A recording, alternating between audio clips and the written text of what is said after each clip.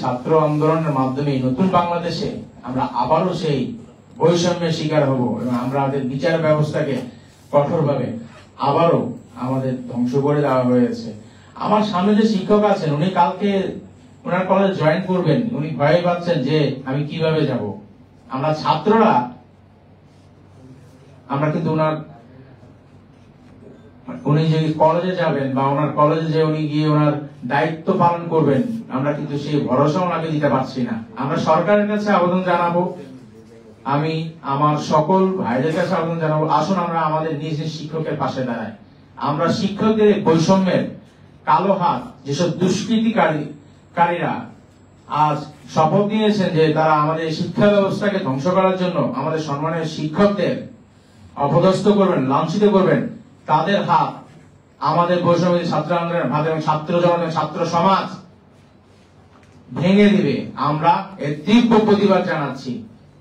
আজ সংবাদ সম্মেলনে আমরা আপনাদের মাধ্যমে জানান দিতে চাই, বাংলাদেশ ছাত্র সমাজ কিন্তু ঘুমিয়ে নাই। যেসব দুষ্কৃতিকারী যদি চিন্তা করে যে তারা সরকার পতনের পর থেকে স্বৈরাচার সরকারের পতন হয়েছে, কিন্তু তারা নিজেরাই ওই ক্ষমতা দখলের পায়তারা করে আবারও স্বৈরাচারে হয়ে উঠবে, তারা ছাত্র সমাজ এটা মেনে নেবে না।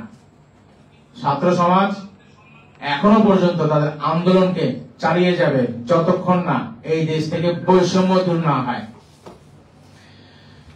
আমি আরো দুঃখের সাথে জানাচ্ছি, গত 5 তারিখে আমাদের সংখ্যালঘুদের উপরে যে নির্যাতন সংঘটিত হয়েছে হিন্দু সম্প্রদায়, এবং আমার কাছে প্রথম আলোর একটি নিউজও আছে যে নওগাঁর খ্রিস্টান চার্চেও ভাঙচুর করা হয় প্রত্যন্ত এলাকায়। আমরা ধর্মীয় বৈষম্যহীন একটা বাংলাদেশ চাই। আমরা প্রত্যেকটা নির্বাচনে দেখেছি যে যেই সরকারে আসুক না কেন, একটি বিশেষ গোষ্ঠী তাদের সুবিধা পাওয়ার জন্য তারা এই ধর্মটাকে ব্যবহার করে এবং তারা দাঙ্গা ফ্যাসাদ এগুলা সব সময় সৃষ্টি করার চেষ্টা করে। কিছু ঔপনিবেশিক শক্তি এর পিছনে লেলিয়ে দেওয়া হয়। আমরা এর তীব্র প্রতিবাদ জানাই। আমরা বাংলাদেশি, আপনি জানেন বাংলাদেশ হিন্দু বৌদ্ধ খ্রিস্টান ঐক্য পরিষদের সাধারণ সম্পাদক বলেছিলেন যে আমরা বাংলাদেশি দালাল।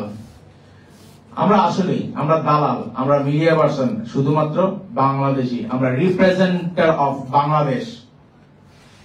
আমরা বাংলাদেশ আমার দেশ আমার মাটি, এই দেশ আমরা ছাড়বো না।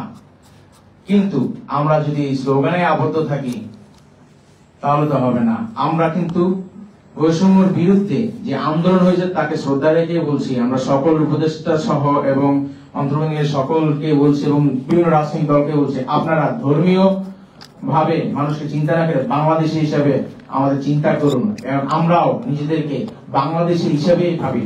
আমরা কোন দেশের প্রোপাগান্ডা নিয়ে এই দেশে আসি নাই। আপনারা জানেন বিভিন্ন বিশ্ববিদ্যালয়ের শিক্ষক এবং বিভিন্ন কলেজ স্কুল কলেজের শিক্ষকদের যেভাবে বিদেশি প্রোপাগান্ডা দেওয়া হচ্ছে, আমরা কিন্তু সেটার বিরুদ্ধে। আমরা